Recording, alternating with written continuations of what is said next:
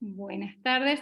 Yo voy a hacer la presentación de quien va a estar a cargo de esta charla, que es Gabriel Dvoskin. La idea es una exposición breve de 30 minutos y luego un espacio para intercambiar opiniones, para dialogar, para, hacer una apuesta común de este tema que yo creo que nos interesa a todos y que estamos ávidos de discutir y de poner en palabras esta temática, ¿no? Que es tan actual y que nos interpela a todos de distintas posiciones. Hola. ¿Sí? Hola, Carmen. Hola.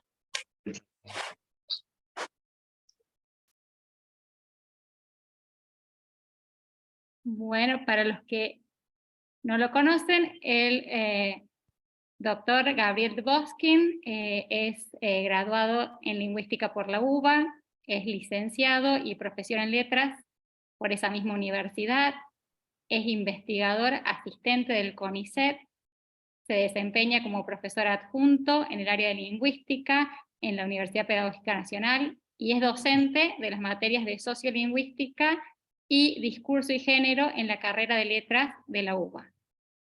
Dirige el proyecto UBA-CIT, la reproducción del sentido en las prácticas educativas, el análisis de los procesos de producción, comprensión y circulación de sentidos en la educación. Además, junto a Daniel Lauría, el proyecto de la UNIPE en torno al concepto de ideología lingüística de enseñanza.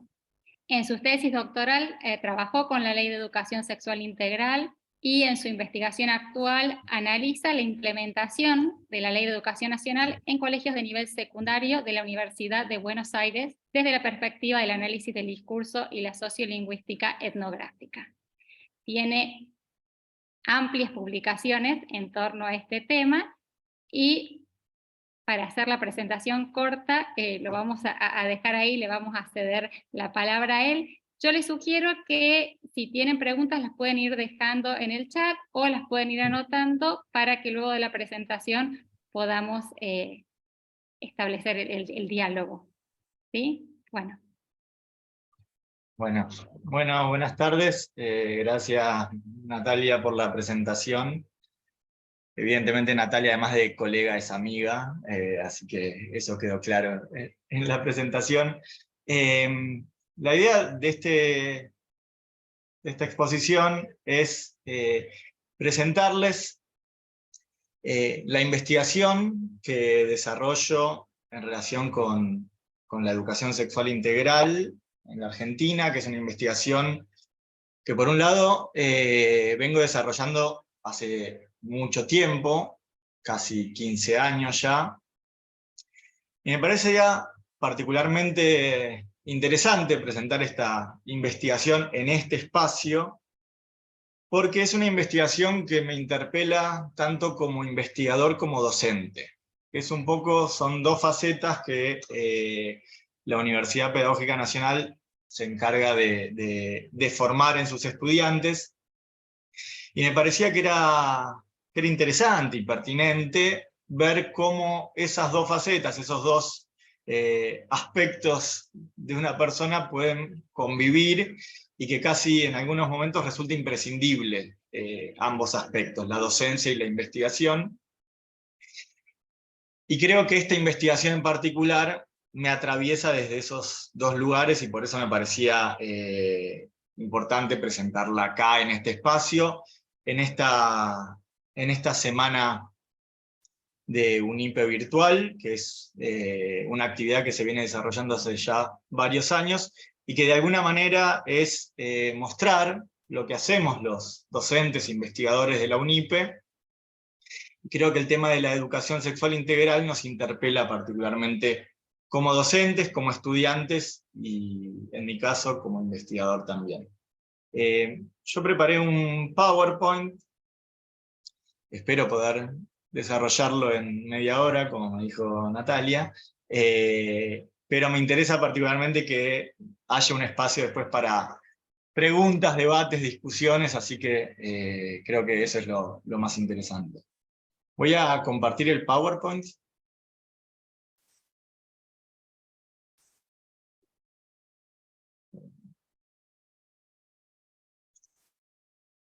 ¿Todos lo están viendo bien? ¿Sí? Bien. Entonces, les decía, el título de la presentación es Discursos urgentes y discursos emergentes, género y sexualidad en las prácticas pedagógicas. Y les decía que es una investigación que vengo desarrollando hace ya más de 15 años, diría de manera ininterrumpida, pero vamos a ver que no es tan así.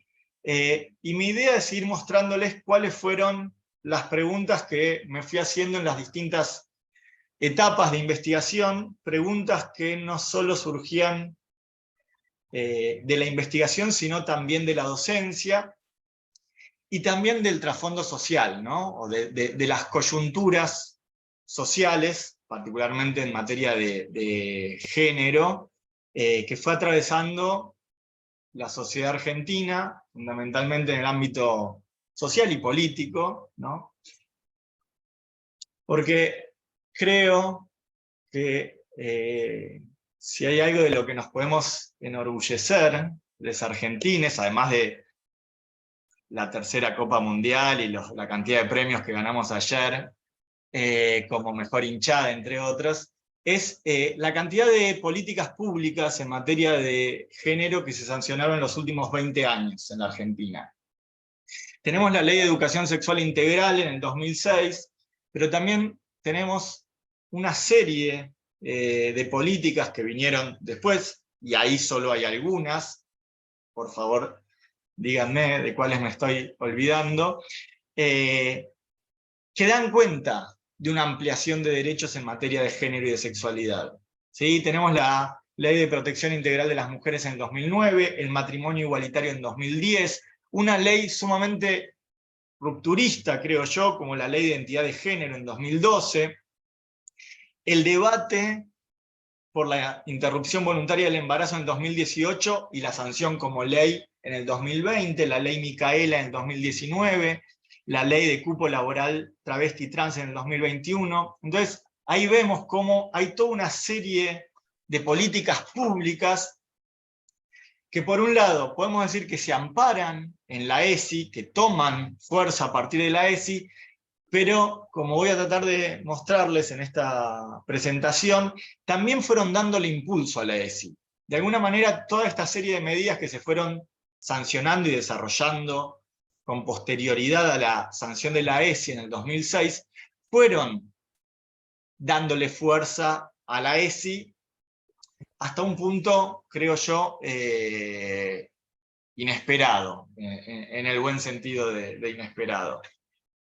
Decía que la Ley de Educación Sexual Integral se sanciona en el 2006, momento en el que ya circulaban en la agenda pública, en la agenda social, una serie de problemas a los que la ESI venía a darle respuesta. De alguna manera, el embarazo adolescente, la transmisión de infecciones sexuales, sobre todo en un público adolescente, los casos de abuso, la iniciación temprana en el coito, ya eran temas, ya eran problemáticas que estaban presentes a nivel social, y por lo tanto cuando se sanciona la ESI en el 2006, se sanciona de una forma unánime. De alguna manera era muy difícil posicionarse en contra de la sanción de la ESI, de hecho en el ámbito legislativo, tan solo tuvo un voto en contra en la Cámara de Diputados y un voto en contra en la Cámara de Senadores, lo que demuestra que el proyecto de ESI venía de alguna manera a dar respuesta a esas problemáticas urgentes y que por lo tanto cualquier oposición se hacía muy difícil, ¿no? La ESI venía en el ámbito educativo a dar respuesta y solución a estas problemáticas existentes. Pero una vez sancionada la ESI, el tema adquirió fue un tema polémico en el ámbito mediático. En principio, se presentó como un tema polémico porque la ESI se presentaba en el proyecto de ley, en la normativa de la ley, y en el programa, ¿no?, Nacional de Educación Sexual Integral sancionado en el 2008, desde 3 características sumamente novedosas. En primer lugar, la ESI venía a enseñarse o a implementarse de manera transversal, es decir, debía darse educación sexual en todas las materias y no quedar reservado a espacios específicos como ya se hacía en algunos colegios, en algunas jurisdicciones, fundamentalmente profesores y profesoras de educación física o de biología eran los encargados de dar, no se llamaba educación sexual integral, pero se llamaba educación para la higiene, o algún nombre parecido. La sexualidad adquiría un tono integral, es decir, no se reducía, desde la normativa de la ley, no se reducía la sexualidad a una cuestión biológica, sino que también abarcaba aspectos sociales, éticos, afectivos,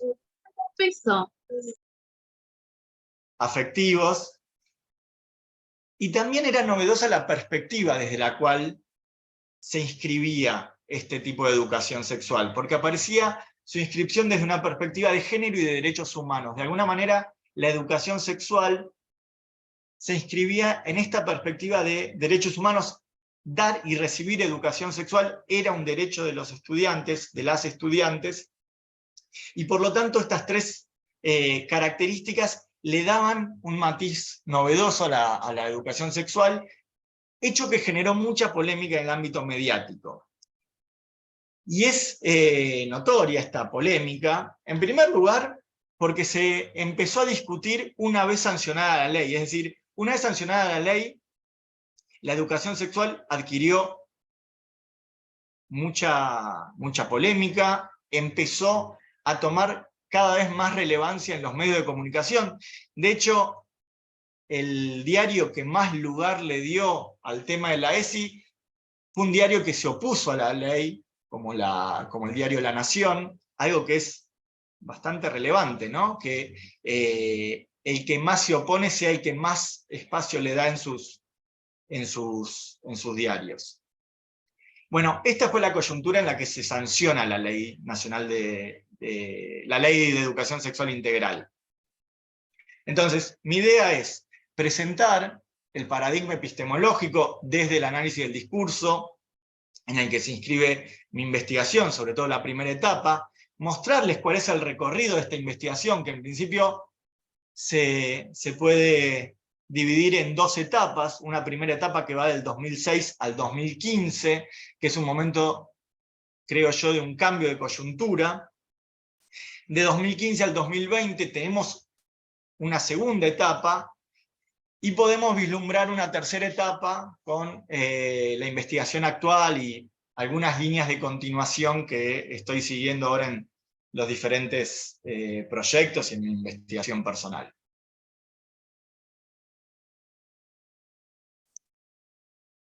Entonces, esa primera etapa, la investigación la desarrollé desde el análisis del discurso, y digo análisis del discurso en término amplio porque incorporé teorías de distintas corrientes y de distintos idiomas, ¿no? Ahí convivían el análisis crítico del discurso con la corriente francesa en análisis del discurso.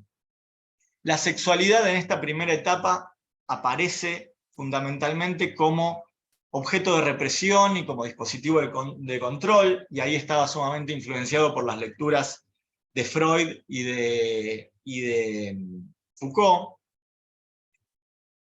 Desde el punto de vista de la educación, aparecían las pedagogías críticas, pero las pedagogías críticas más deterministas, si se quiere, más pesimistas sobre la educación, aquellas que ven a la escuela como un aparato ideológico de Estado, como un aparato represor, como un aparato en el que se reproducen las desigualdades sociales, y ahí aparecían Althusser, aparecían Bourdieu, aparecía Illich, que son todos autores que ven en la escuela un aparato de reproducción del orden social desigual. Y respecto de la educación sexual, los enfoques que aparecían eran aquellos enfoques que hacían una especie de relevamiento de lo que habían sido las principales iniciativas y los principales enfoques, los principales programas de educación sexual.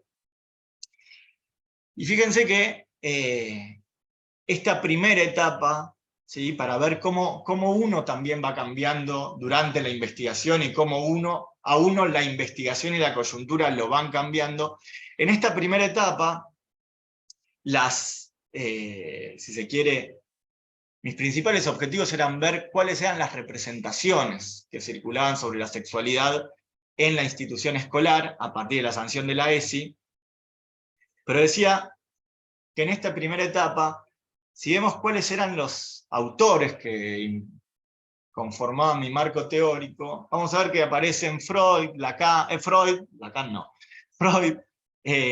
Foucault, Althusser, Bourdieu, Illich, que son todos autores hombres, digamos. Entonces, esas reflexiones, ese tipo de conciencia, si se quiere, vinieron después, no solo por la investigación, sino también por las coyunturas y los cambios sociales producidos en los últimos 15 años en la Argentina.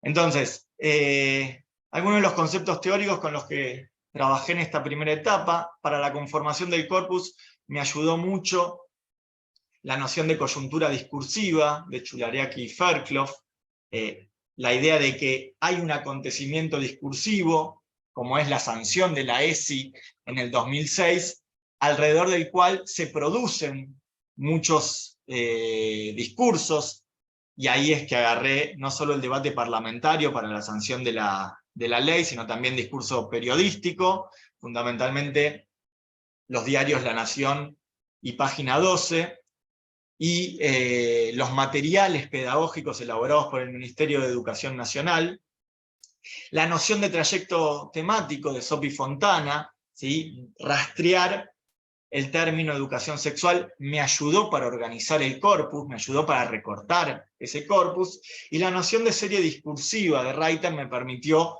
agrupar ese corpus de naturaleza sumamente heterogénea, tanto por los espacios institucionales en los que se produjeron los distintos discursos, político, periodístico, pedagógico, pero también los distintos momentos, ¿sí? Porque esta primera etapa abarcó del 2006 al 2015, que es un momento en el que se sanciona la ley en el 2006, se empieza a implementar en el 2008,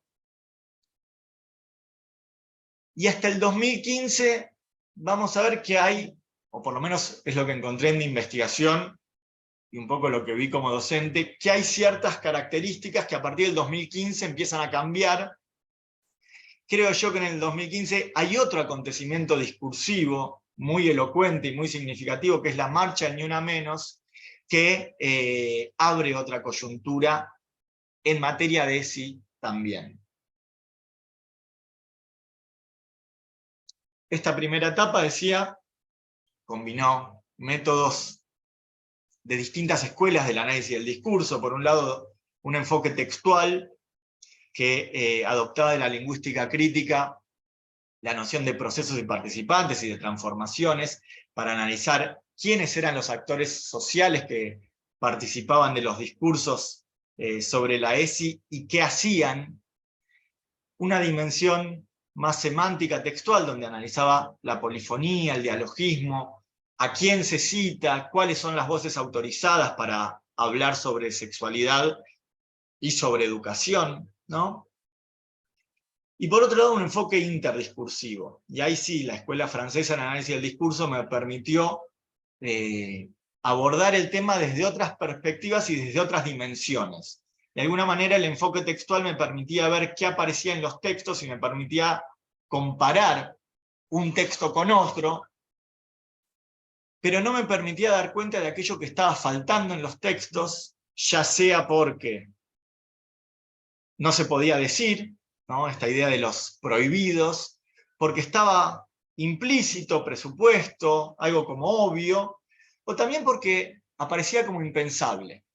Bueno, todas esas categorías me las permitió abordar el enfoque del análisis del discurso de la escuela francesa, y creo que eso me permitió de alguna manera destrabar en un momento la investigación.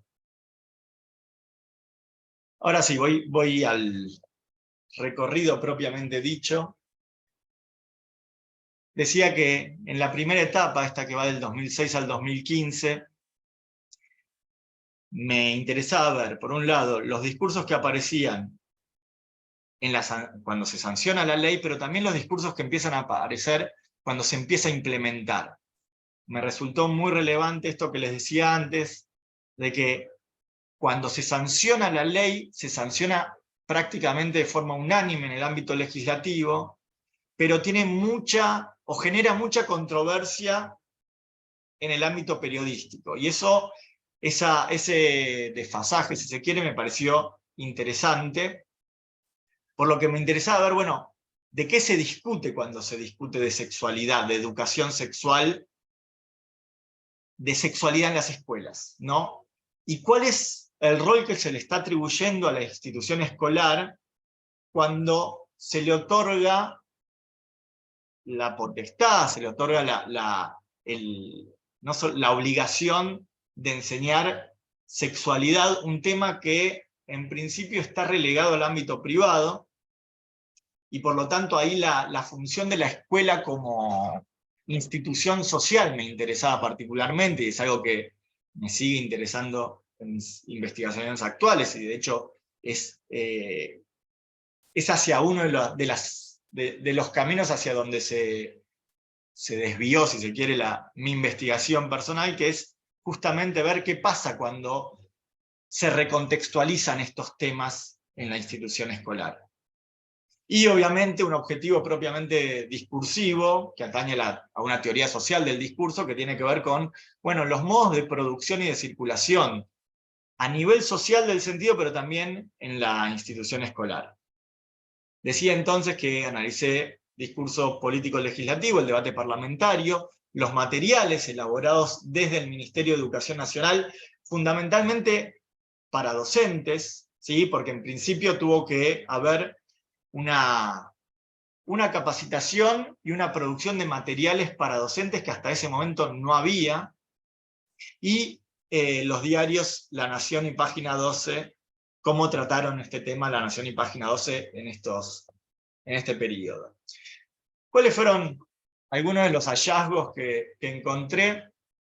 Bueno, lo que vi en esta primera etapa, que es algo que sinceramente me decepcionó mucho, fue que aparecía principalmente la educación sexual integral como un método preventivo, es decir, predominaba el paradigma biomédico, por lo tanto la sexualidad seguía estando restringida a un enfoque sanitarista, a un enfoque biologicista, que reducía el tratamiento de la sexualidad del campo de la salud, y por lo tanto a las consecuencias no deseadas de las prácticas sexuales, es decir, la salud aparece como ausencia de enfermedad, y por lo tanto la sexualidad aparece como fundamentalmente el coito, y fundamentalmente como el coito riesgoso, es decir, la sexualidad aparece como una práctica de peligro y fundamentalmente para las mujeres de peligro.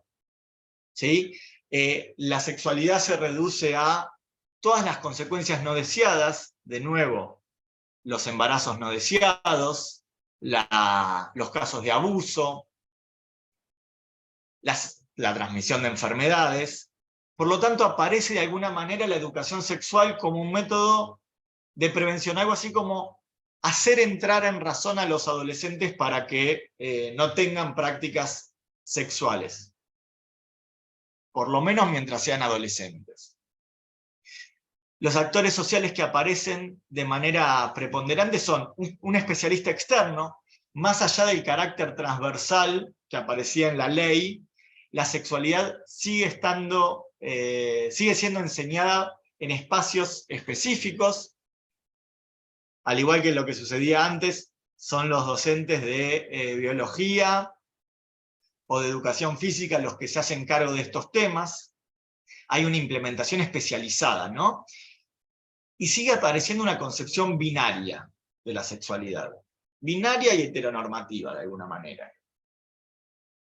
Entonces aparece un locutor externo, autorizado para hablar del tema. En general es gente proveniente del campo de la salud, médicos fundamentalmente.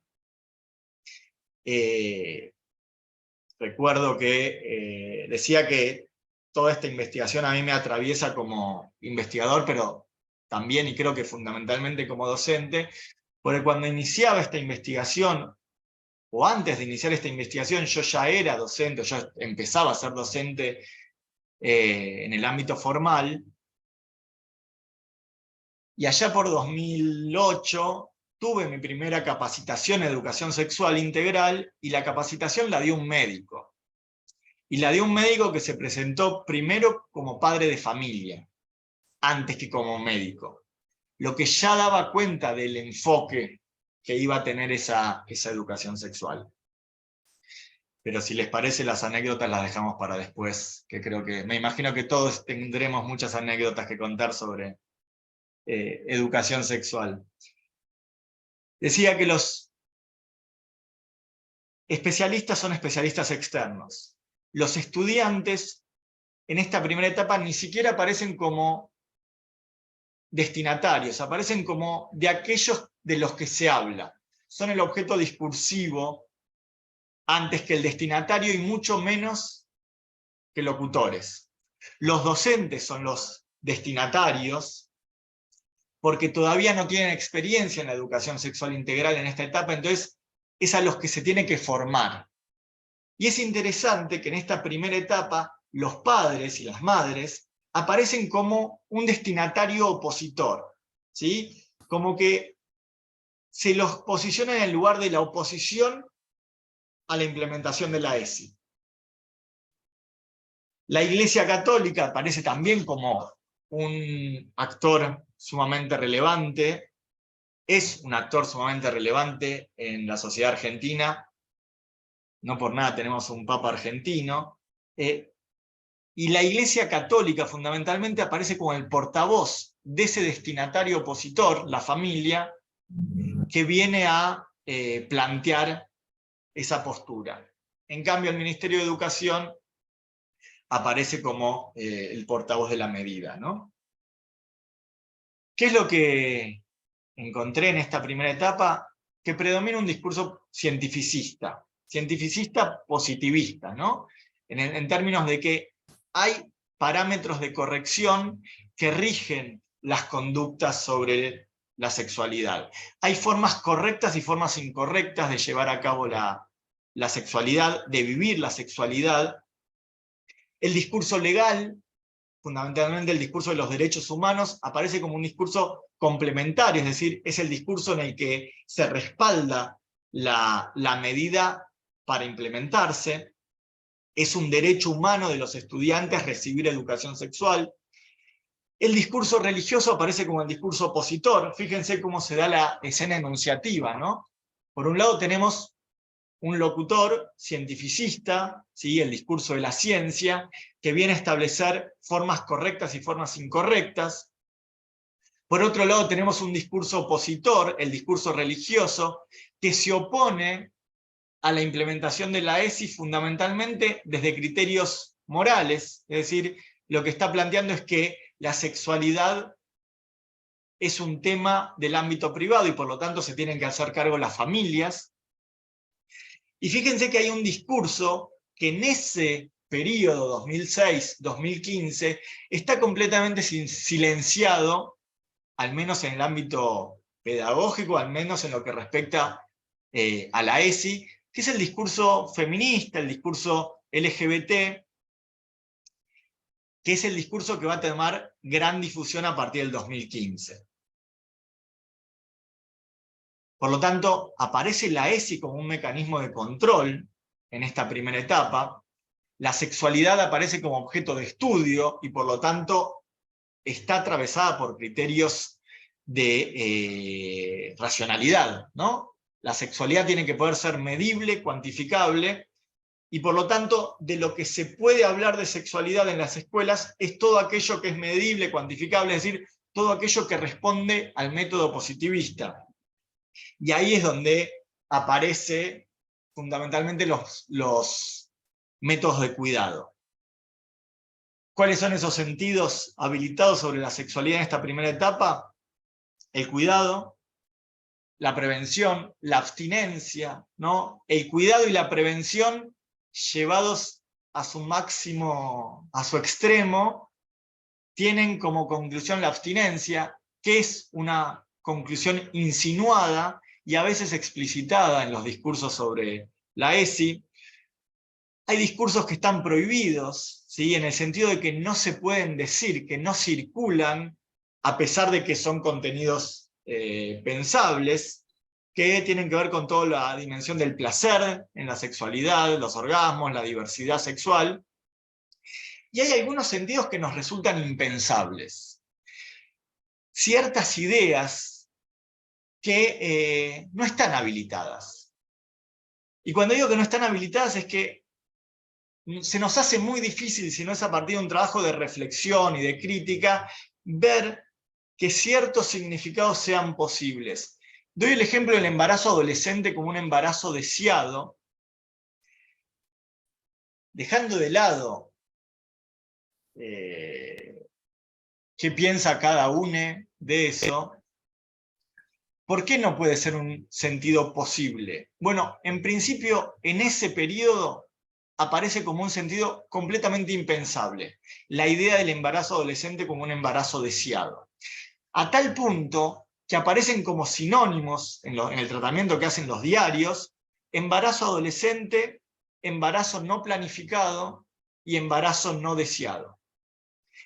Y en ninguna gramática aparece esa sinonimia, pero sí en el tratamiento que se hace en ese momento. Cuando leemos embarazo adolescente estamos leyendo también embarazo no planificado y embarazo no deseado.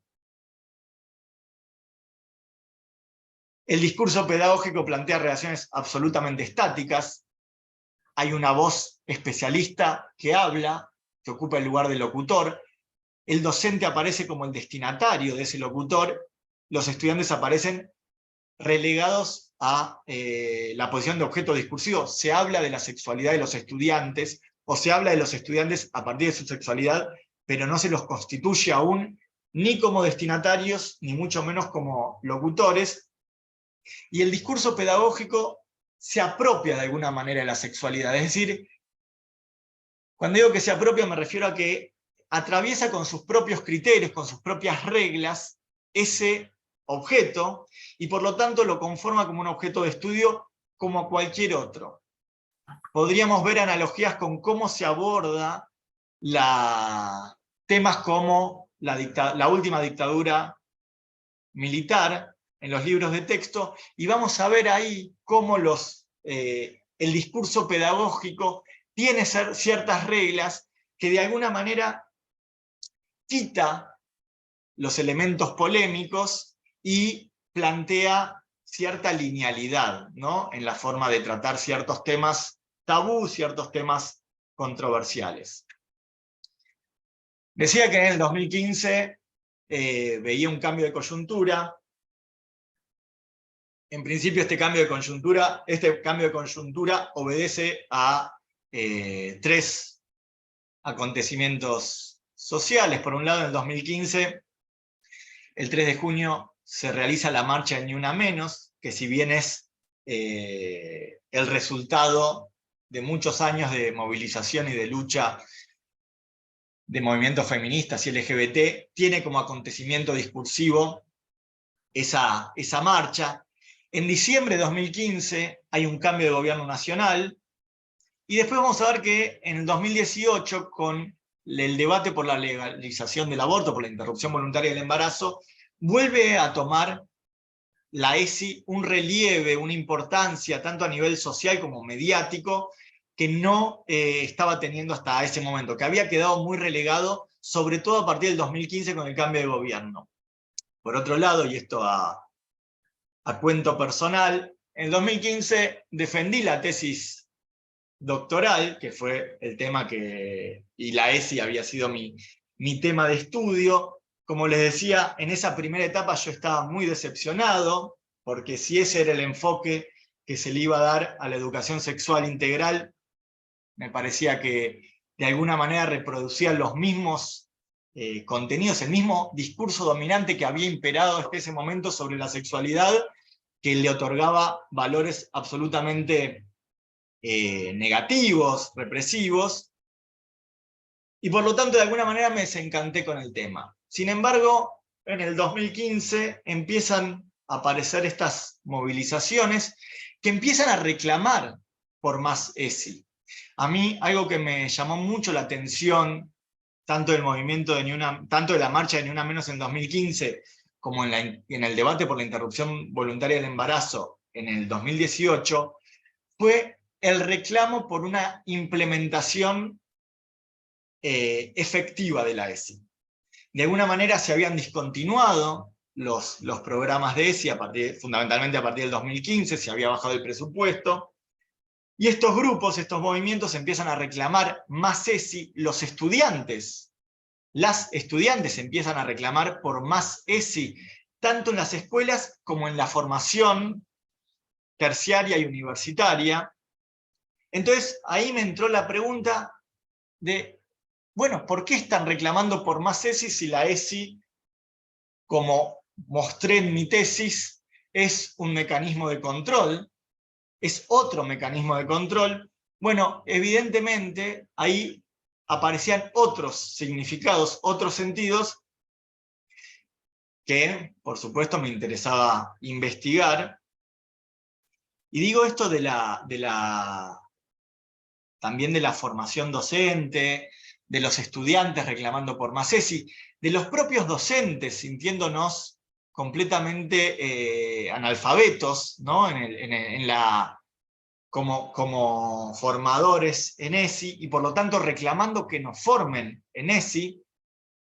Pero fundamentalmente lo que veía en esa primera etapa, también como docente, era ese desfasaje entre lo que enseñábamos como docentes y lo que los estudiantes querían ver, ¿no? Querían tratar, querían abordar como ESI. Estaban esas problemáticas urgentes, la transmisión de enfermedades sexuales, los casos de abuso, pero también estaba todo ese otro costado que no estaba dicho, que de alguna manera estaba prohibido, relacionado con el placer, que muchos estudiantes, y lo sé porque yo era docente de nivel primario y de nivel secundario, en esos primeros años de implementación de la ESI, y pedían por eso otro, obviamente insinuando, de manera indirecta, pero pedían que se abordaran esos otros temas. Bueno, a partir del 2015, esos otros temas empiezan a tener cada vez más lugar. Por lo tanto, en esta segunda etapa me interesaba ver, por un lado, ese carácter emancipador, ¿no? ese carácter transformador de la institución escolar, si hay forma de que la institución escolar no sea solamente un aparato de represión, un aparato de reproducción de las desigualdades, como decían Bourdieu, Illich y Althusser, sino también un espacio de lucha, un espacio de resistencia, un espacio de crítica, un espacio de transformación social. Y fíjense que en este momento, en esta segunda etapa, el marco teórico es un poco más heterogéneo en términos de género, pero también un poco más optimista. Y lo digo fundamentalmente en cuanto a las pedagogías críticas, que ya no es solamente esa corriente reproductivista, sino que aparecen otros autores como Apple, como Giroux, que empiezan a problematizar el carácter transformador, emancipador de la educación que había planteado Freire. Ya la educación sexual integral aparece como un tema de investigación también, aparece como un movimiento pedagógico, y ahí aparecen lecturas que me resultaban muy elocuentes, tanto de Faur, de Felitti, del grupo de Morgade, Jessica Báez, que empiezan a problematizar qué está generando las cuestiones de género, qué están generando los discursos de género que circulan a nivel social dentro del ámbito pedagógico, dentro del aula. ¿Sí? Teníamos un primer movimiento que era el dispositivo pedagógico, el discurso pedagógico apropiándose de la educación sexual. Bueno, acá hay un segundo movimiento que parece venir de afuera hacia adentro, ¿no? De afuera hacia adentro, ¿no? De los movimientos sociales, de los discursos de género, hacia el aula. Algo así como esos discursos sobre género, esos discursos emancipadores, esos discursos críticos, empiezan a abrir a ese dispositivo pedagógico tan cerrado, tan hermético. Y en esta segunda etapa me focalicé de nuevo en los discursos legislativos, analicé el debate parlamentario por la IBE, tanto de 2018 como de 2020, pero también me interesaba ver qué se seguía elaborando en el ámbito ministerial, en el ámbito pedagógico ministerial, pero también qué otros materiales se estaban produciendo, porque empiezan a aparecer materiales por fuera del Ministerio de Educación Nacional. Aparecen materiales, si se quiere, alternativos, de distintos movimientos sociales, por ejemplo, los movimientos antiderecho, con ese material Ideología de Género, que tuvo mucha difusión, del grupo Con mis hijos no te metas, pero también aparecen materiales como ¿Dónde está mi ESI?, que también tuvo mucha repercusión y también fue muy, si se quiere, disruptivo, porque es un material hecho por docentes y por estudiantes. ¿Cuáles fueron algunos de los resultados que vi a partir del análisis en esta segunda etapa? Bueno, el discurso biomédico sigue siendo el hegemónico en esta segunda etapa. La ESI sigue presentándose como solución a ciertos problemas existentes, fundamentalmente el aborto, el embarazo adolescente, la transmisión de enfermedades. Aparece ese discurso antiderecho que se ve obligado a responder, si se quiere, porque la ESI va tomando cada vez más impulso, como decía al comienzo, no solo por la ESI, sino también por las otras políticas públicas que le van en materia de género, que le van dando fuerza e impulso a la ESI. Y lo que me parece interesante es que este discurso antiderechos, que ven a la ESI como una degeneración, algo así como si impartimos educación sexual integral en las escuelas, va a tener un efecto adverso, un efecto contraproducente, porque si les hablamos de sexualidad, van a querer ir a tener relaciones sexuales. Si les hablamos de sexualidad, van a caer en el embarazo adolescente y demás consecuencias no deseadas que queremos evitar. Y lo que me parece interesante de este discurso antiderechos es que se ampara en un discurso científico y en un discurso legal, que eran los dos discursos en los que se amparaba el discurso sobre la ESI en la primera etapa. Es decir, aparece ese discurso antiderechos, pienso fundamentalmente en el movimiento Con mis hijos no te metas, que habla en nombre de la ciencia, que habla en nombre del discurso legal. Algo así como, si quieren dar educación sexual, denla desde un enfoque científico. No hablen de ideología de género. Y por otro lado, empieza a aparecer ese discurso de las ciencias sociales y de las humanidades, que estaba completamente marginado en esa primera etapa, y que empieza a introducir de manera más elocuente esa perspectiva de género que hasta el momento no había aparecido, ¿no? La ESI como transformación, enseñar educación sexual desde una perspectiva de género, aparecen nuevos tópicos, aparece el embarazo no deseado, pero también aparece el aborto clandestino, ¿sí? Y se hace esa distinción entre aborto y aborto clandestino. Aparecen signos como femicidio, trata. Aparecen signos como lenguaje inclusivo, como diversidad de género. Aparece la noción de género más fuerte. Por lo tanto, vemos que hay cambios discursivos que son uno de los síntomas más elocuentes de los cambios sociales, dice Voloshinov, o decía Voloshinov, o escribía Voloshinov, o el círculo Bakhtin, ¿no? Y eso nos da la pauta de que hay cambios en proceso. Y fíjense que mencionaba antes que se produjeron materiales alternativos en los que los estudiantes asumen un rol agentivo, adoptan un lugar de locutores. Su experiencia en términos de género vale como un saber en el aula. Son destinatarios principales ahora. Los docentes aparecen como locutores y su saber, a partir de su experiencia dando ESI en estos, piensen 2015, 2018, ya son casi 10 años que se empezó a implementar la ESI, por lo tanto ya tienen experiencias propias, saberes, formaciones hechas, capacitaciones.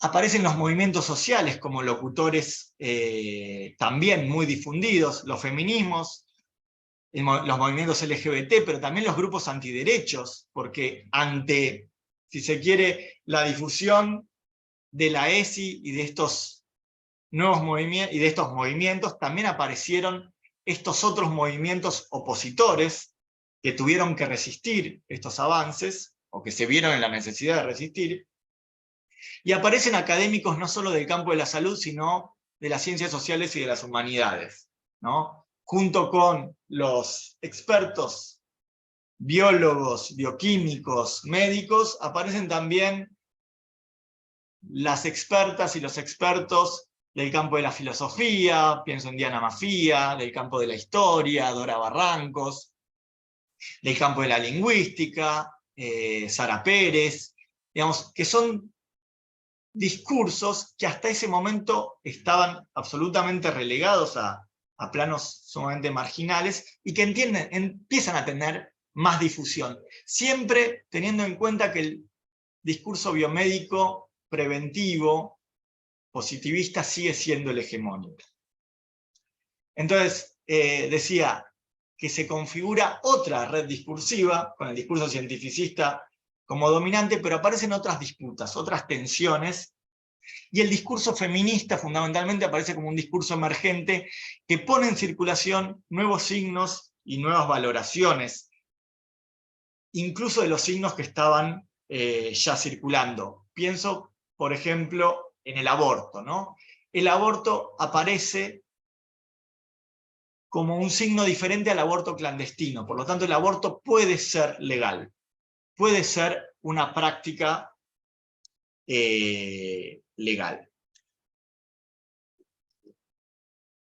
Bien, esas fueron de alguna manera las dos etapas, dos periodos de investigación. En la investigación actual me interesa ver cómo la ESI aparece como un movimiento pedagógico crítico, ¿sí? En el sentido de cómo estos discursos sobre género penetran en el aula y abren la posibilidad de que aparezcan nuevos sentidos, nuevas perspectivas. Los mismos estudiantes, las mismas estudiantes plantean interrogantes, hacen preguntas, tienen enfoques novedosos, y eso a los docentes nos incomoda. Cuando digo nos incomoda nos saca de ese lugar de conocimiento al que estamos acostumbrados y que nos resulta muy cómodo, porque aparecen estos otros conocimientos, estos otros saberes, que también aparecen como conocimientos legitimados, como conocimientos legítimos, ¿sí? La experiencia aparece como una forma de saber legítima, algo que hasta ese momento, si se quiere, algo que con otros temas curriculares, con otros contenidos curriculares, no funciona. Entonces, ver qué está pasando en las aulas me parece particularmente interesante, y digo esto de qué pasa en las aulas porque también mi enfoque teórico, metodológico, fue cambiando porque al análisis del discurso, al análisis crítico del discurso, me interesa sumar esta pata más etnográfica, que tiene que ver con ir a ver qué pasa en las aulas, ¿no? Que creo que es una dimensión imprescindible en este tipo de investigaciones, porque qué pasa o qué se dice en los manuales, qué circula en los libros de textos, está muy alejado de lo que se hace con esos libros en el aula, y está muy alejado de lo que pasa efectivamente en las aulas. Por eso es que ahora, en los grupos de investigación que integro, en los cuales hay varias participantes en la sala, estamos tratando de meternos en esas aulas para ver, bueno, qué contenidos circulan, pero también qué perspectivas circulan. De qué manera la ESI es no solo un contenido curricular, un enfoque, sino también un movimiento pedagógico que viene a transformar el discurso pedagógico. Algunas de las preguntas de investigación: ¿en qué medida los discursos de género han penetrado en el aula? ¿Cómo conviven con otros discursos? ¿Sí? Si pensamos en discursos emergentes, por ejemplo, ¿cuáles son esos discursos emergentes a nivel social y qué lugar se les da en el aula? ¿Tienen el mismo lugar en el aula los discursos de género que los discursos, por ejemplo, antiespecistas, que podríamos mencionar como otro discurso emergente? Sí, no, ¿por qué? ¿Qué sentidos sexogenéricos están habilitados en el discurso pedagógico? ¿A qué sentidos se les da lugar el docente, la docente? ¿Cuáles son esos sentidos que plantean los estudiantes? Pienso sentidos también como formas de lectura, ¿sí? Pensemos cuáles son las lecturas que hacen los estudiantes hoy en día sobre determinados textos de otro siglo, pero proponen o pueden proponer otras lecturas justamente porque están influenciadas, porque están inmersos en estos otros discursos, en estas otras perspectivas. ¿Y cuáles son los cambios que producen estos discursos en el dispositivo pedagógico? Muchas gracias por la paciencia, sé que me pasé de la media hora, Nati, te pido disculpas. No, al contrario, yo creo que estuvo sumamente interesante y celebro esta tercera etapa de tu investigación, porque me parece que todos los que estamos, ¿no?, en la formación de docentes o en la escuela, nos interesa el plano de la acción concreta. Es decir, tenemos estos textos que provienen del campo legal, y la aplicación y la apropiación de estos discursos. Es interesante ver qué pasa en la instancia más concreta, que es en el aula. Sí, Más allá de los contenidos ¿no?, que circulan en estos géneros escritos, donde, si se quiere, lo que se dice o lo que se habilita a decir a veces es muy diferente de los significados que se negocian en la interacción cara a cara entre el docente y alumnas, alumnos. Pero bueno, nos interesa escuchar sus comentarios, sus preguntas, sus inquietudes.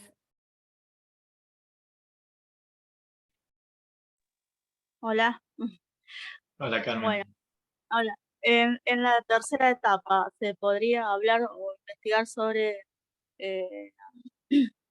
los chicos, bueno, como estamos hablando también de educación inclusiva, que hay chicos con discapacidad que van a escuelas normales, vamos a decir. ¿Cómo sería la ESI para ellos? ¿Cómo abordarían la ESI para los chicos con discapacidad? Porque también es como que lo estamos excluyendo. ¿A qué? A ver, no entiendo, Carmen, a qué tipo de educación te estás refiriendo en particular. Digamos, a mí en esta tercera etapa, justamente, lo que me interesa ver, nosotros tenemos una ley nacional y después tenemos distintos distritos, distintas jurisdicciones, distintas escuelas que implementan esa ley en función de sus posibilidades. Claro. Con la gran heterogeneidad de tipos de escuelas que tenemos, ¿no?, a nivel nacional, ni que hablar, y como vos decís, con distintos objetivos. Entonces, a mí me parece interesante en esta tercera etapa, particularmente creo que no estoy pensando en mi investigación en ese tipo de establecimientos, por lo menos por ahora, pero a mí lo que me parece interesante es ver cómo la ESI, y sobre todo los discursos sobre la ESI, o los discursos sobre género que circulan socialmente, abren perspectivas. Algo así como nos habilitan a abordar los temas curriculares, los contenidos curriculares,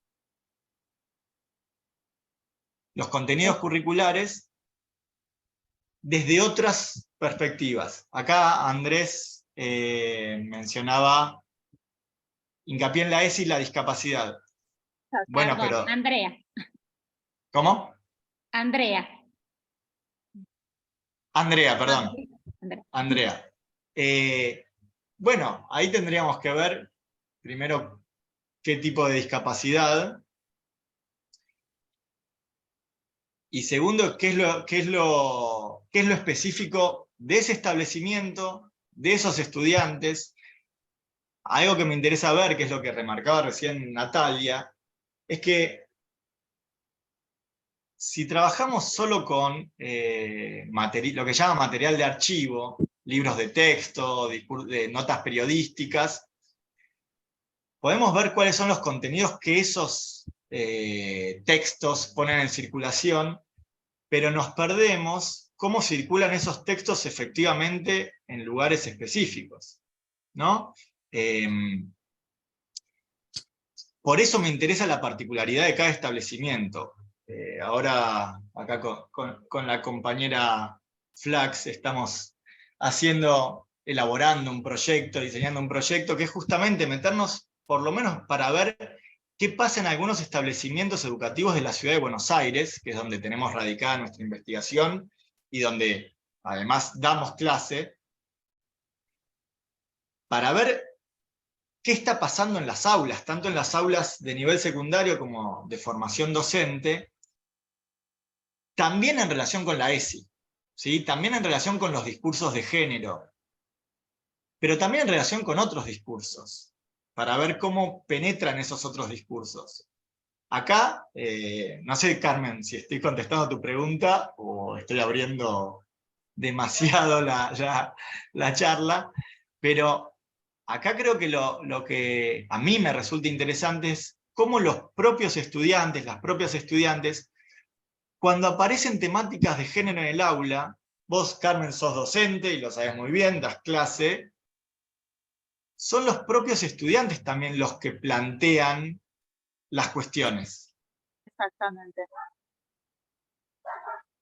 Y ahí es interesante que como docentes agarremos ese guante, no lo esquivemos, no lo censuremos, porque creo que esas cuestiones, esas temáticas de género, esas perspectivas, pueden contribuir también a abordar los contenidos curriculares que nosotros ya estábamos acostumbrados a dar de una determinada manera, y pueden habilitar otros sentidos sobre ese texto que venimos dando siempre hace 15 años, pero bueno, cada lectura es distinta, cada coyuntura abre un marco de expectativas diferente, y por lo tanto estos discursos emergentes pueden traer nuevas perspectivas y nuevos sentidos al aula.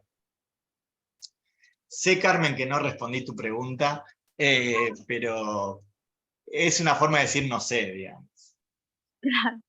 A mí Pero me parece interesante la pregunta que plantea Carmen para dejarla planteada, decir, ¿qué pasa con educación sexual y capacidades diferentes? ¿Qué pasa cuando estamos hablando de un aula que es heterogénea y que hay diversidad en el aula misma, ¿no? Entonces, ¿cómo se plantea o cómo se habla de ese ¿Sí? de una forma inclusiva? Es interesante, como dice Gabriel, no creo que tengamos la respuesta, pero es interesante observar justamente cómo se lleva a cabo, ¿no? Capaz que a lo mejor tenés alguna conclusión cuando termines esta tercera etapa para ver qué pasa, ¿no? En el aula heterogénea.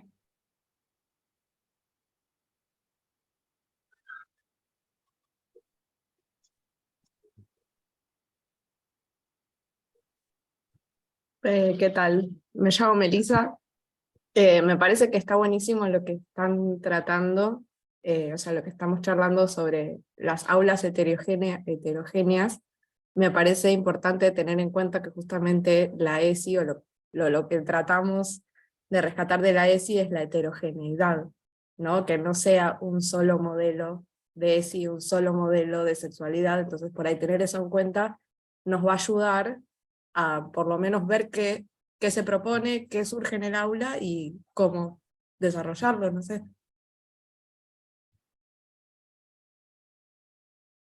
Sí, definitivamente, Melissa, estoy de acuerdo. Incluso ahí hay algo que en la primera etapa de implementación, estas son, digamos, estas son mis lecturas, mis experiencias docentes, tal vez ustedes tengan otras, por favor, compártanlas, pero lo que yo veía en esa primera etapa, 2006, 2008, cuando se empieza a implementar, 2013, 2015, es que la diversidad no era una posibilidad, ¿no? Que aparecía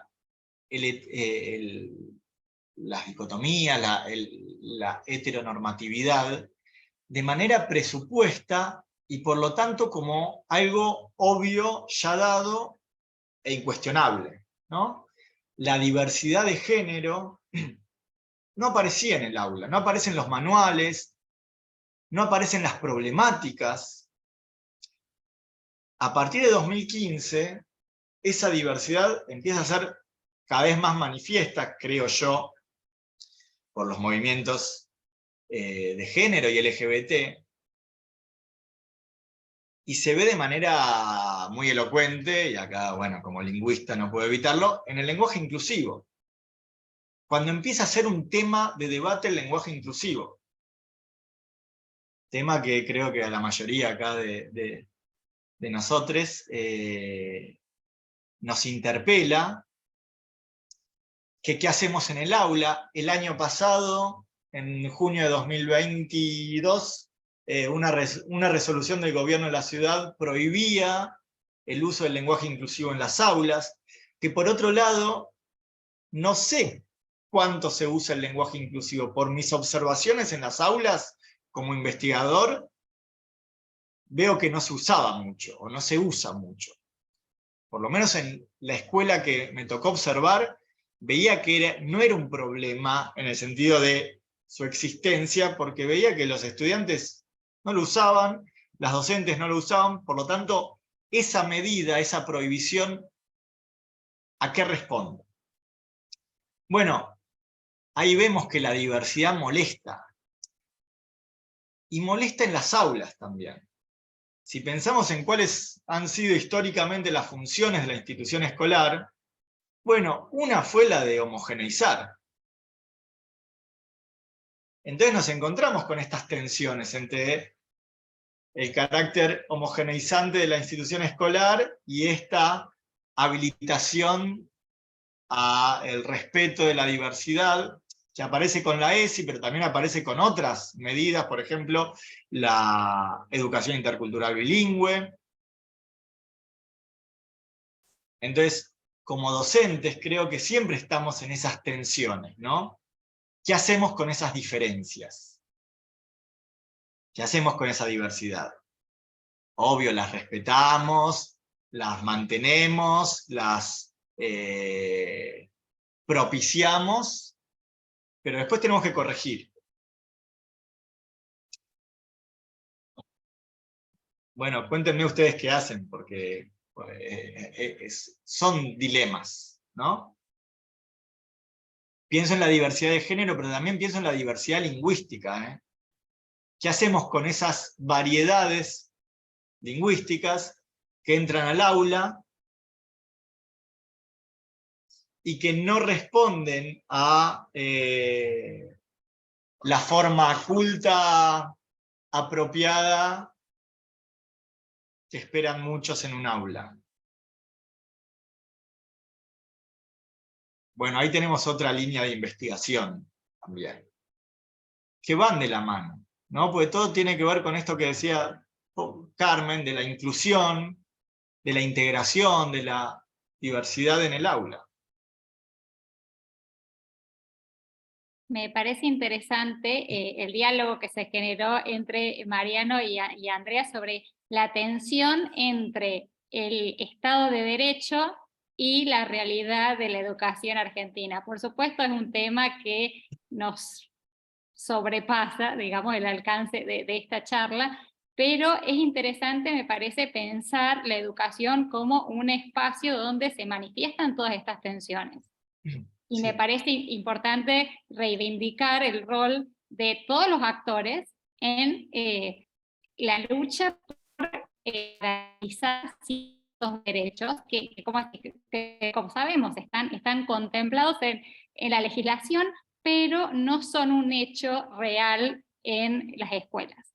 Tanto lo que hablamos de la ESI como acceso a ciertos, incluso bibliografía accesible, ¿no? Estamos hablando de cosas básicas que todos sabemos que estamos en deuda de alguna manera. Pero bueno, nos interesa plantear este espacio como pensar, ¿no? Desde nuestro rol, cuáles son las posibilidades, cuáles son los discursos, las voces que se habilitan, en qué manera también habilitamos nosotros mismos la diversidad y el diálogo entre estas voces.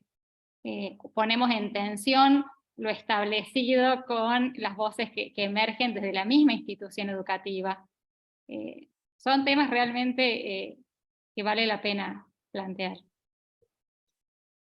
Ahí está Fátima con la mano levantada. Sí, ¿qué tal? Bueno, en primer lugar, gracias Gabriel, me sirvió muchísimo conocer tu perspectiva de este tema que vengo estudiando hace años, pero desde otro lado, así que gracias y gracias a la UNIPE por la organización. Primero quería compartirles que con un grupo de colegas estamos estudiando desde hace varios años cómo implementar la ESI a través de la literatura grecolatina. Así que si están de acuerdo, ahora comparto en el chat un video que tenemos de resumen del proyecto, por un lado. Y por otra parte quería consultar si están estudiando, digamos, el discurso docente, o tienen previsto estudiar el discurso docente respecto de la ESI, que es donde yo, por mi experiencia en la práctica, tengo la intuición que es donde está la mayor resistencia. Digamos, he notado más resistencia a trabajar la ESI que en las familias incluso. Nada, quería saber si eso está en plan o si les resulta, bueno, si tienen algo para decirme sobre eso, que es simplemente una intuición de mi parte que noto. Así que bueno. Bueno, gracias Fátima por compartir ese material. ¿Sí? Por favor, compartirlo ahí en el chat. Algo que me quedó decir en la presentación, que en esta última etapa, lo que empezamos a ver es que empiezan a producirse materiales específicos de cada materia. De hecho, hasta ahora hay una única editorial es editorial Mandioca, que incluyó el tema de la ESI como contenido curricular específico de la materia lengua, en la materia prácticas del lenguaje. También aparece creo que en historia y en alguna otra, pero recién ahora, 15 años después, empieza este tema como un tema específico. Digo por esto que mencionabas de cómo implementar la ESI en una, digamos, desde una disciplina en particular. Creo que eso también es muy importante lo que están haciendo porque faltan materiales al respecto. Y respecto del discurso docente, estoy de acuerdo con vos en que, sobre todo cuando empezó la ESI, sabíamos, como decía antes Natalia, que hay algo que es la ley y otra cosa es la implementación de una ley, y que algo esté sancionado como ley no significa que tengamos las garantías nosotros como docentes de que si lo aplicamos no tengamos represalias, ¿no? Entonces, en general, somos, no sé si acá hay gente de otra disciplina que no sean las letras, o bueno, vamos a ser inclusives, somos los loquites de ciencias sociales los que tratamos temas controversiales en el aula. Entonces, si no es el de lengua, será el de filosofía, el de historia, la de educación cívica, pero difícilmente, perdón si hay alguien de matemáticas o de... Y si es la de biología, será desde un enfoque muy tradicional, muy preventivo. Entonces eso a los docentes nos genera temor. Sabíamos que meternos con la ESI, por lo menos en una primera etapa, era meternos en un lío. Creo que en los últimos años eso cambió, pero fundamentalmente cambió, creo que por dos motivos. Primero, porque los mismos docentes empezamos a reclamar formación docente y por lo tanto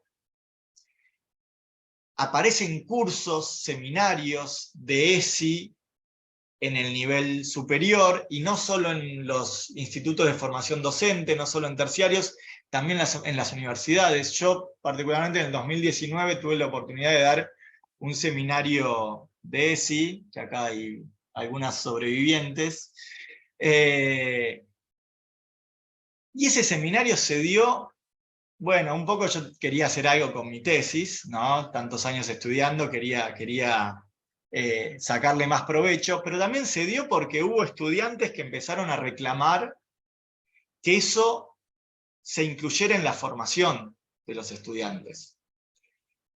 Y por lo tanto, aparece esa necesidad, aparece ese reclamo, aparecen respuestas. Sé que hay una diplomatura en ESI en el Joaquín B. González, en el Alicia Moró de Justo, donde también trabajé, pude dar un seminario de extensión sobre ESI, hay todo un área de cuestiones de género.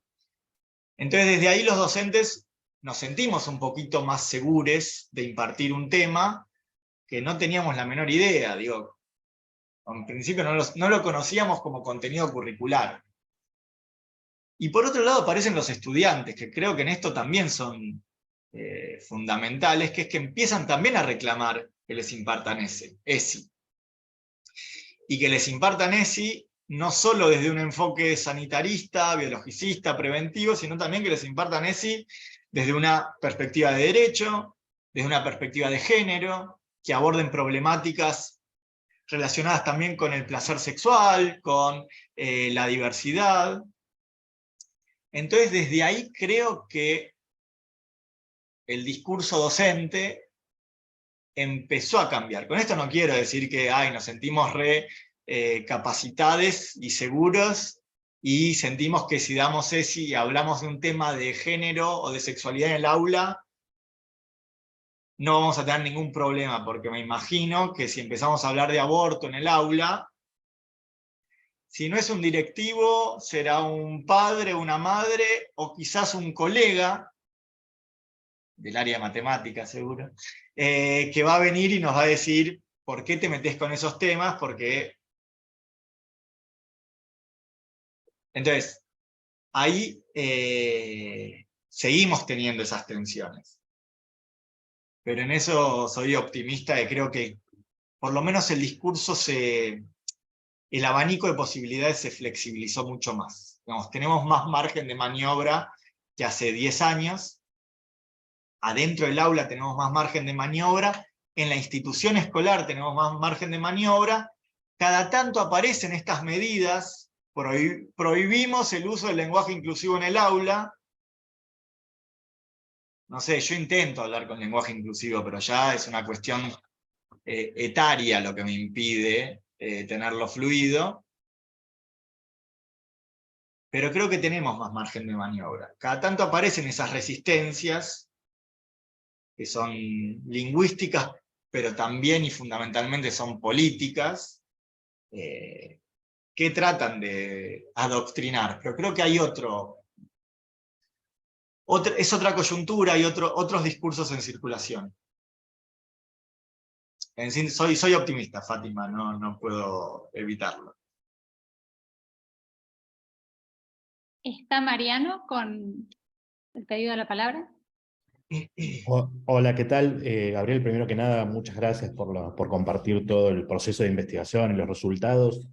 Me parece que recién esbozaste algo que es interesante, que me parece que cuando se pensó la transversalidad se dio por sentado como que el diálogo entre ESI y cada una de las disciplinas o los contenidos disciplinares era una cosa no problemática, digamos. Recién con la generación de materiales, y ahí yo vengo del área de inglés, en el área de inglés cuesta mucho generar materiales, o hay pocos materiales, si bien, digamos, no es tan difícil poder hacer ese diálogo, pero me parece que ahí hay algo que está poco investigado, que es el diálogo entre lo disciplinar y los discursos sobre ESI. Entonces, en la formación docente, por ejemplo, lo que sucede es que hay talleres nuevos sobre ESI en las carreras. Por ejemplo, en el Joaquín B. González, aparte de tener su diplomatura, cada una de nuestras carreras tiene ESI. El problema es que hay dos profesores que hicimos pareja pedagógica en esa materia, y entonces está como el marco general que da digamos, la persona especialista en ESI, y hay alguien disciplinar que trata de hacer ese diálogo. Pero es un diálogo que todavía cuesta mucho, inclusive en espacios que se generan con pareja pedagógica. O sea que creo que ahí hay algo para investigar de la transversalidad que está poco explorado. Sí, no sé, Mariano, de qué formación sos, o qué formación tenés. Yo soy profesor de inglés y ahora estoy haciendo el doctorado en educación, y mi tema de investigación es justamente cómo es la puesta en acción de las políticas curriculares sobre ESI en la clase de inglés. No, te preguntaba lo de la formación simplemente por si eras de matemática, no te hubieras tomado mal el chiste sobre la gente de matemática.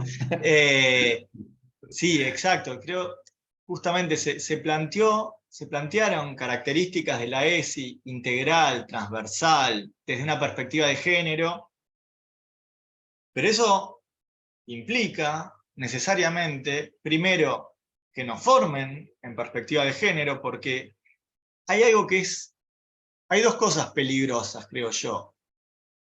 Dar una materia o dar cuestiones de género sin tener una formación en perspectiva de género, y creo que hay algo más peligroso aún, que es dar cuestiones de ESI pensando que estamos adoptando una perspectiva de género cuando no lo estamos haciendo, ¿no? Entonces, eso puede ser también muy peligroso, que nuestros estudiantes piensen que estamos hablando de una perspectiva de género cuando no lo estamos haciendo. Y respecto de las cuestiones transversales, yo estoy de acuerdo con vos con lo de las parejas pedagógicas. Te digo más, creo que vamos necesariamente hacia enfoques interdisciplinarios, hacia enseñanzas interdisciplinarias. Llámenle interdisciplinario a trabajar con gente de otras disciplinas, formarnos en otras disciplinas también, formarnos en distintas corrientes dentro de nuestra disciplina. Recién Fátima hablaba de literatura greco-latina, y eso se da en mi misma carrera de formación. Seguramente Fátima creo que estudió en la misma institución que yo, y te juro que no sé nada al respecto, no podría dar nada. Entonces ya ahí hay interdisciplina de alguna manera. Entonces, creo que esos diálogos son necesarios, pero también creo que no hace falta plantear contenidos específicos de ESI para que salgan temáticas de género y de sexualidad en el aula. Voy con un ejemplo muy breve. No es una anécdota personal, sino una anécdota que me contó una de las docentes que observaba en mi investigación. Ella me dijo que les dio un cuento para leer, un cuento que da hace muchísimos años, y que por primera vez una alumna le dio una lectura a ese cuento que ella nunca había recibido, una interpretación, algo así como le dijo, pero en esa situación, en ese cuento, hay violación. Y la docente nunca había visto ese hecho, esa escena, como una violación.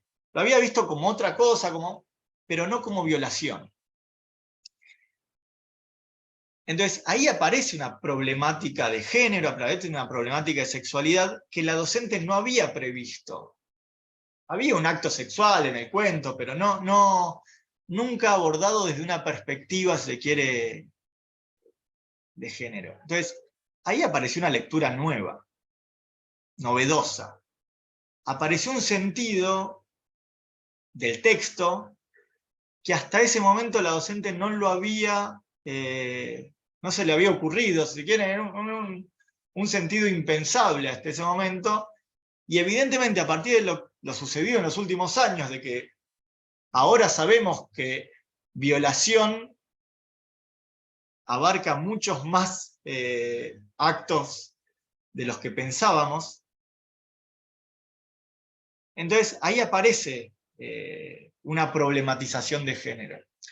Lo digo volviendo a lo que planteabas vos, Mariano, que es, sí, faltan materiales, faltan esos diálogos, faltan esas propuestas, están en proceso, pero también hay algo del aula y de que nosotros como docentes estemos dispuestos, abiertos, receptivos a que eso suceda.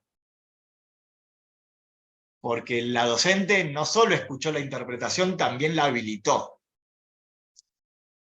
No la cortó de raíz, no dijo eso es un disparate, eso es una boludez o tenés un 1. Habilitó esa discusión. Y a veces a nosotros como docentes nos cuesta habilitar determinadas discusiones. Lo que decía recién Fátima de la reticencia docente a dar ESI. Porque también, digamos, es la reticencia de hablar de algunos temas tabú. Creo que fue en el 2006 que se sancionó el 24 de marzo como feriado nacional, y por lo tanto como docentes de alguna manera teníamos que hablar con nuestros alumnos por qué era feriado. Bueno, era un tema tabú. Según en qué colegio diéramos clase, hablar del 24 de marzo es más fácil o más difícil. ¿O de qué hablamos cuando hablamos del 24 de marzo? Bueno, creo que con la ESI pasa algo parecido respecto del carácter tabú de la sexualidad. Que creo que se abrió mucho más, como también creo que se abrió mucho más lo del 24 de marzo, pero siguen existiendo, siguen apareciendo esos otros discursos que según en qué círculo nos movamos, según en qué institución demos clase, se les da más lugar o no. Sí, quizás, Gabriel, lo que yo pienso ahí es, una cosa es lo que el docente puede responder, digamos, desde el carácter personal o lo que tenga para decir, pero también pienso que hay que hacerse la pregunta de qué tiene la disciplina para decir de los cuerpos sexuados, sobre la sexualidad, sobre el género. Y bueno, por ahí en algunas áreas, como vos decís, es más fácil pensar eso para los docentes, y en áreas como matemáticas les resulta más difícil. Porque por ahí el docente en matemáticas está muy formado en educación sexual y puede dar intervención a ciertas cosas que planteen los alumnos y las alumnas, pero distinto es pensar también qué puede ofrecer la disciplina para pensar esa cuestión. Como dos cosas. Sí, seguro. Por eso me parece interesante observar qué pasa con el cambio de diseño curricular, que se plantea a partir del 2023, donde se piensan los talleres de ESI, al menos en la formación en educación superior, de forma interdisciplinaria, es decir, poner en diálogo las voces de docentes de diferentes áreas, porque me parece que eso también ayuda a pensar en conjunto un tema desde diferentes enfoques, ¿no? Cada uno aportando desde su espacio. Sí, sí.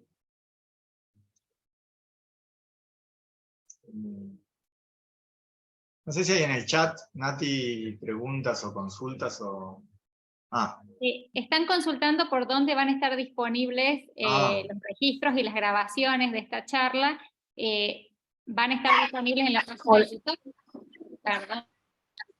Sí, no, acabo de contestar que van a estar disponibles, bueno, por supuesto pueden consultar la página web de UNIPE, donde seguro va a aparecer la información, la noticia, pero también se pueden suscribir al canal de UNIPE, de YouTube, que lo estoy dejando en el chat, y cuando haya novedades y se suban nuevos videos, les llega la notificación al mail. Bárbaro, gracias Carla. No, gracias a ustedes. Bueno, no sé qué te parece, Gabriel, no sé si hay alguna última pregunta, comentario. Claramente es un tema que da para seguir charlando. Sí, da para mucho debate y creo que da para muchas anécdotas, así que esa puede ser otra charla. Bueno, si no hay más preguntas, no sé si alguien tiene algún comentario, alguna...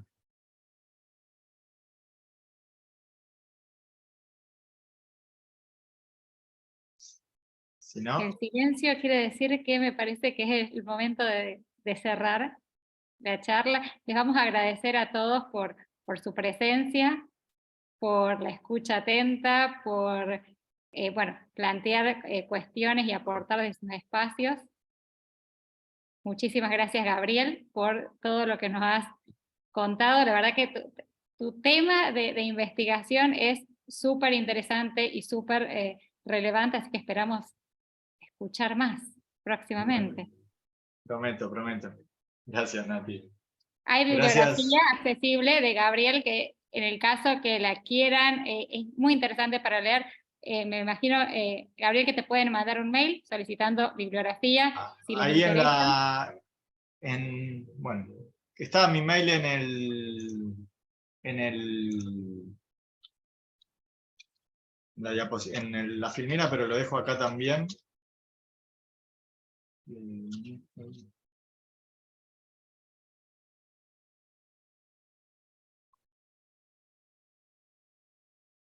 Y obviamente, si tienen artículos o materiales sobre ESI, siempre me interesa.